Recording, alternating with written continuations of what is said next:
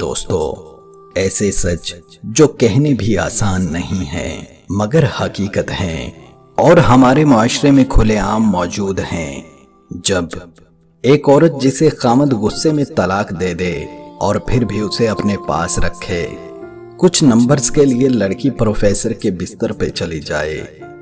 Girls hostel میں ہم جنس پرستی میں مبتلا لڑکیاں، مدارس میں معصوم بچوں کا ریپ،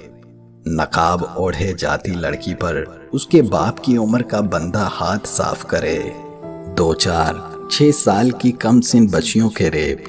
سگے رشتوں سے عورت کا محفوظ نہ رہنا، روحانی باپ کا اپنی بیٹی سے شادی کرنا، مطلب استاد شاگرد، شادی شدہ عورتوں کے بچوں کی عمر کے لڑکوں سے تعلقات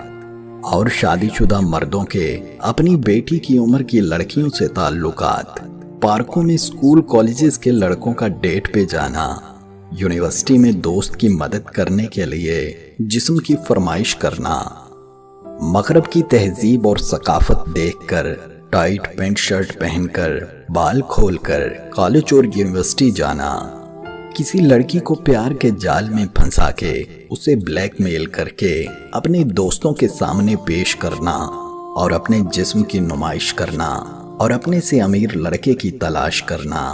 اس کے ساتھ گاڑیوں میں نازیبا حرکات کرنا، بیٹے کی شادی اس وجہ سے نہیں کروانا کہ وہ کام نہیں کرتا، بیٹی کے لیے بڑا پڑھا لکھا امیر لڑکا ڈھونڈنا۔ جب جسم کی بھوک لگتی ہے نا تو لڑکی اور لڑکے کو پھر کسی کی عزت کا خیال نہیں رہتا۔ دوستو، یہی وہ الفاظ ہیں جو سچ ہیں مگر ہیں کڑوے اور کہنے میں بھی عجیب لگتا ہے، مگر کیا کریں، حقیقت یہی ہے۔